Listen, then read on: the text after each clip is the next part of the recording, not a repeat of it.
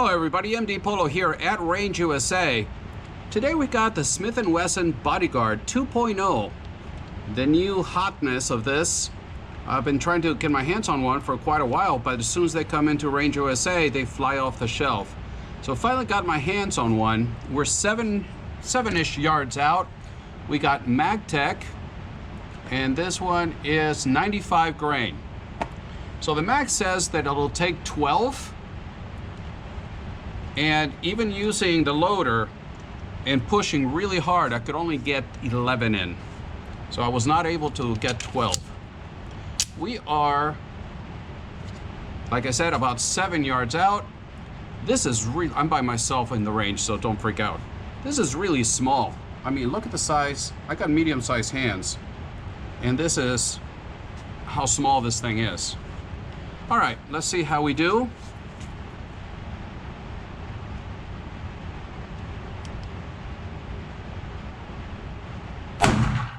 Wow. Way left. I can't see the front sight. The front sight has gotten a lot of carbon on it, and I really can't see it in contrast with the red target. I just can't see that front sight.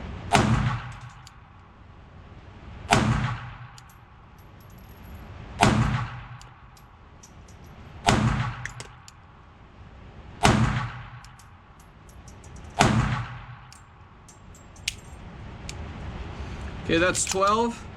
I'm sorry, 11. And it didn't lock open because it's so little, and even though I have medium hands, the slide lock, I'm riding, my finger's right on it, I can feel it. Dirty just from holding it. I guess carbon popping out of here. But again, it's empty, but that's the size of it. I got medium-sized hands. So it's very tiny, smaller than a Glock 42. So let's turn you around. Like I said, 7 yards out. And that's what it did. The nice thing about it is that it is very controllable. It does not have the pop that I was expecting from such a small, light pistol. It handles the recoil really well, but I don't know if you can see the sight, how carbonated it is. But it got really dirty really quick. And I was holding right there. And that was my first shot. Then I got 2 or 3 over here, but I was holding right here. But first shots, Smith & Wesson Bodyguard 2.0. Finally got my hands on this. So thanks to Range USA. And now let's go to the tabletop.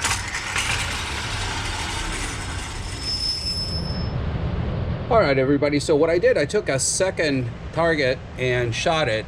This is the first target, and as you can see, the majority are low and left.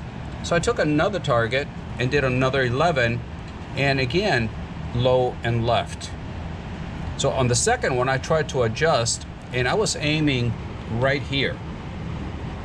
All right, so I did have an issue with the front already getting carbonated, the front sight, which is orange, and on with the background of the orange target, I couldn't really see the target, so it was more of a guesstimate. But you can see there's a pattern there. It is amazingly easy to shoot. I was expecting more of a pop, and especially with it being smaller than a Glock 48. I'm sorry, a Glock 42. I'm sorry about that. I might have said Glock 48 earlier as well. Glock 42. It is, I don't know. We'll see. We'll keep filming and see where this goes. All right. Thank you to Range USA for letting me shoot here. And say hi to Jeff. Hi, Jeff. Nice range officer. Always puts up with me out here. And now we're going to go to the tabletop. Hello, everybody. We're back from the range. And I'm going to tell you right up front, it's not going to be a good initial review. The gun that I used at the range was the range model, the range gun they sent to Range USA for rental. And so I'm not sure. I mean, it hasn't been out too long, so it hasn't been fired that much, but it worked perfectly fine. And I actually enjoyed shooting it enough that I went ahead and purchased this one. And the one that I used at the range had the manual safety. This one does not. But they've been selling them so quickly when they come into Range USA. And my only experience is there at Carmel, Indiana. But as soon as they come in, it doesn't matter, safety, no safety, boom, they're gone.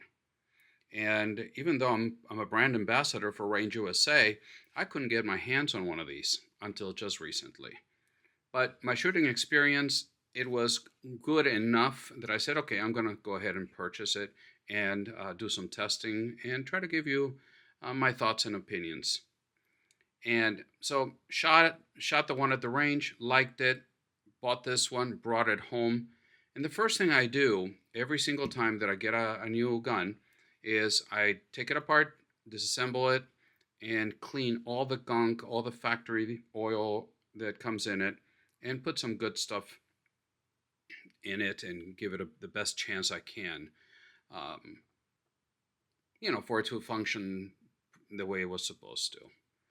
And there's some issues. I'm going to give you some specifics on the gun itself first, and then towards the end of the video, I'm going to try to keep it short for you guys. I'm going to talk about exactly what happened and why I'm so disappointed. I try not to watch reviews on guns that I want to review until after I do my video, because I want to give you my true first impressions, and I will always be honest with you. Like I said, even though I'm a brand ambassador over at Range USA and Smith & Wesson is one of their preferred partners, I couldn't get my hands on one of these, and Smith & Wesson doesn't send anything to me. So let's start at the top. This is the new Bodyguard. I never owned the first Bodyguard. I know friends that do, and none of them seem to be quite thrilled with them. But it's chambered in 380 auto, striker fired, of course, a micro compact. This thing is so small. I got medium-sized hands, and this is how big it is. I mean, if I hold it and it's been safety checked, look where my finger gets to. So it's a very, very small gun. Comes with 2 mags. This is the 10 rounder, and it also comes with a more extended 12 round. It gives you a much better grip, and we'll talk about this 12 rounder at the end of the video. So for capacity, if you compare it to a Glock 42, I mean, it doubles the capacity if my memory serves. And so 12 rounds and 10 rounds of 380. Not bad at all. So it's got very good capacity. It's very light. The slide, as you can see here, it's got Smith & Wesson does the finish fantastic. Stainless steel, of course, with Armonite finish. The slide is very thin, very low profile, so you don't have a lot to hold on to, but it's got serrations in the front, serrations in the back, and they are very usable. As you grip them, if you grip towards the back, you're going to get a lot of bite. Sorry about that. But if you run your fingers forward, it's very, very smooth. You actually don't feel any bite whatsoever. Since we're up here and the recoil spring is pretty tight, and that's one thing we're going to talk about at the end of the video, so it's not going to be like an EZ from Smith & Wesson or anything like that.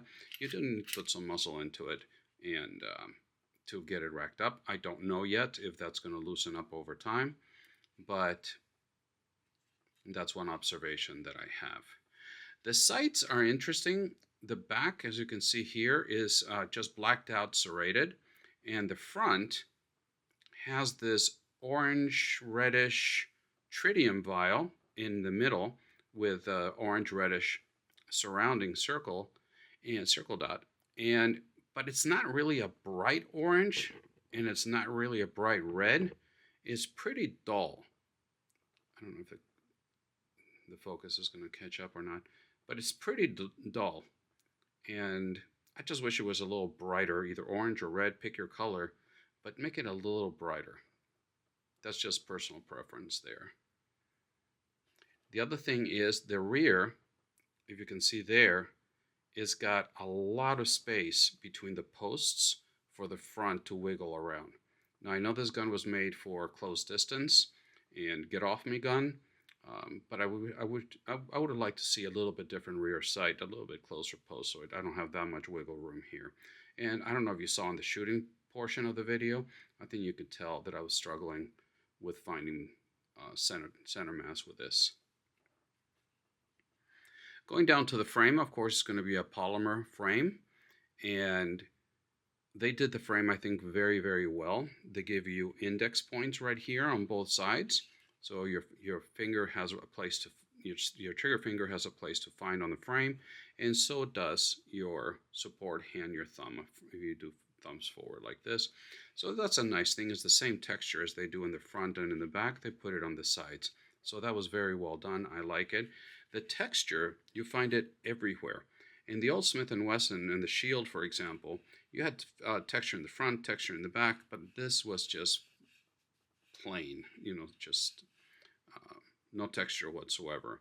Here, if you can tell, there's a line right here, and there's rougher texture here, rougher texture in the back, but you got a little bit of texture in the middle here where before you had none. So I like the way they did that very much. I think they did it great. And the grip feels very ergonomic. My hand fits very well in the grip.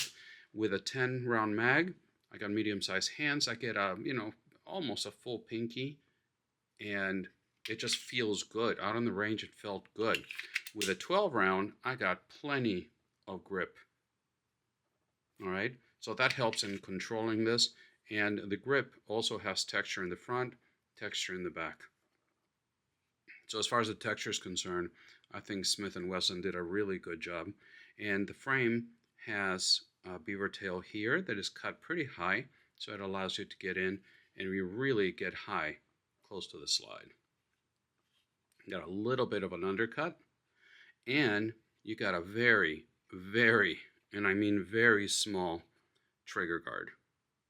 Okay, and that's one of the things, I mean, if you got bigger hands than I do, or like some people like to say, man-sized hands or gloves, I don't think you're going to be able to get your finger in there, because, I mean, look how much space I've got.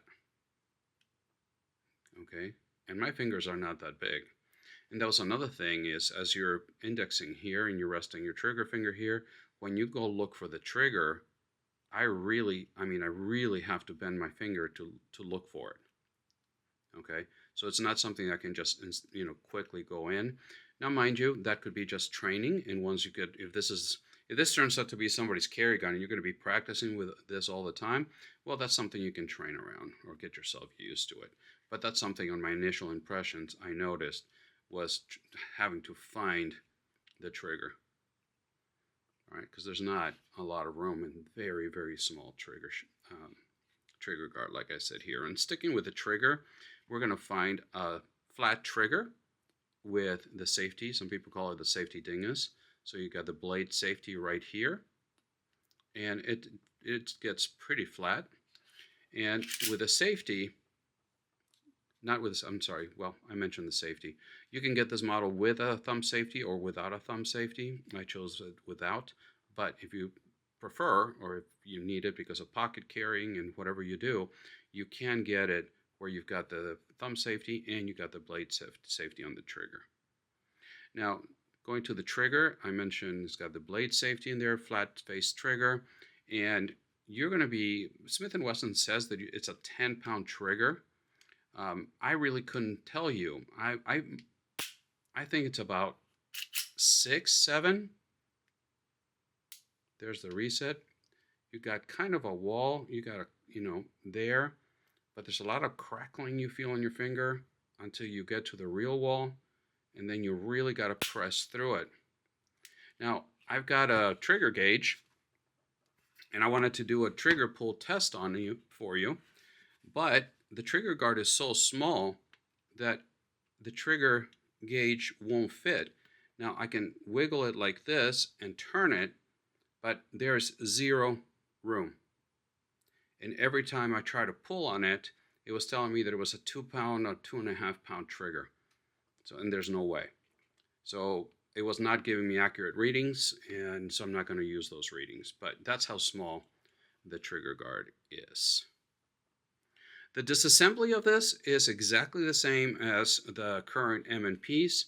You just slide the slide back, you engage your slide stop, you rotate the disassembly lever down, and off it goes.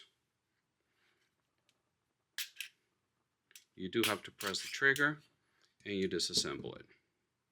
And that's what the Bodyguard 2.0 looks like on the inside. That's the mechanism in the back. Oh, it's coming through. There it is. A little closer look at the mag release. It works really well, and it is reversible.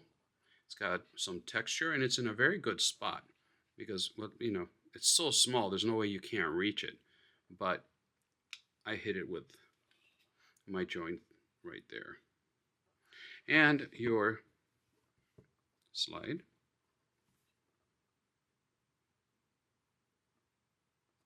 There it is. It's well done, well machined, and you've got the recoil spring right there, captured recoil spring. We're going to talk about that one in a second. So now let me dive into my likes and my dislikes, and why the title of this video was that I was very disappointed. Like I mentioned earlier in the video, I liked the range gun enough that I purchased this one with my own money. And I brought it home, cleaned it, got all the gunk and stuff out of it, put some nice oil in it. And then when I went to reinstall the guide rod, I couldn't. It's like if it was, you know, I couldn't compress it to lock it in. It was so tight. And it's not like it's oversprung. It's like it was just one solid piece of metal. Nothing could be compressed. And I mean, I've been around firearms. I know how to disassemble and put them back together, and I know how to handle a recoil spring. There's something going on with the way the recoil spring, the front of it, that you have to make sure that it is as horizontal as possible to the barrel, which, if I didn't tell you already, by the way, it's a 2.75-inch barrel that is also coated with Armonite. And you have to put it as vertical, as horizontal as you can to the barrel, and then start to play around with it, to start to wiggle it around until you finally find a spot where this pops to where you see it now, and then it allows you to compress it. But other than that, I spent an hour yesterday trying to put this back in, and it just wouldn't go. So I called Smith & Wesson, and all they said was, oh, I'm sorry. I mean, they took care of me, but they said, oh, I'm sorry that you're having problems with your recoil spring. We'll send you another one. But now I can compress it, you see, and pull it out. Sort of.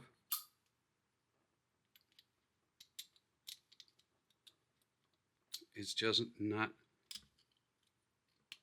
you see the front? It's just, there you go. I have to actually pull it out, and you saw I struggled to put it out. And I'm not being causing, you know, just trying to fabricate problems. It is the truth. I cannot compress this whatsoever. Now to put it back in, normally you just go push it in, and you should be able to pop it in. And look, it will not go. So now I'm going to have to spend time trying to fiddle with it and trying to figure out where it actually can go in up here in the front. It won't go. It absolutely won't go. That's why I left this towards the end of the video, because I'm not going to be able to put it back together without spending a lot of time messing with it. You see how this won't completely go all the way through? It just won't go. The other thing was the 12-round mag. I could only load 2 rounds. That is correct. I have a mag lula or up lula mag loader. I even tried using that. I would put first round in was fine, second round in was fine, and that was it. It's like I was hitting a plate right here. And I was pushing as hard down as I could. I actually damaged the casing on one of the rounds. But I could not load on a 12 round mag. I could not load more than 2 rounds. 10 rounder worked perfectly. 12 rounder, it's a 2 rounder. So I got a 2 round 12 mag. I got a recoil spring that will not compress. And now I'm going to have to spend time trying to put it back into the assembly. Okay. So Smith & Wesson didn't blink an eye.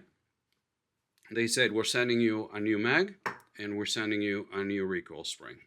And I said, well, how long is it going to take for me to get those? And they said about 2 weeks. So now this thing is, if I can put this back in and just use the 10 round mag, then that's what I'm going to do. But other than that, I'm probably just going to throw it in the safe and just wait until the new parts arrive. But I was really looking forward to this. I said, wow, I never had problems with my Glock 42. Ever. It worked just fine. I know it's half the capacity, but it worked. I could take it apart to clean it, put it back together, 0 issues. The mags worked just fine. Recoil springs worked just fine. This, not crazy about the sights. I'm shooting low left with it. The recoil spring is like a solid piece of steel. The mag, the 12 round mag, I got a 2 round mag instead of 12. This is my gun right now. So yes, I'm upset and very disappointed. I was expecting a lot more from Smith & Wesson. So that's what I've got for you today. I will give you an update once I get the new parts and see how that goes. But until then, thank you so much for stopping by. I upload videos every Friday morning and when I can on Wednesdays as well. I'm posting on Instagram, on Twitter, called X now, on Rumble. So please stop over there and give me a follow. That really helps.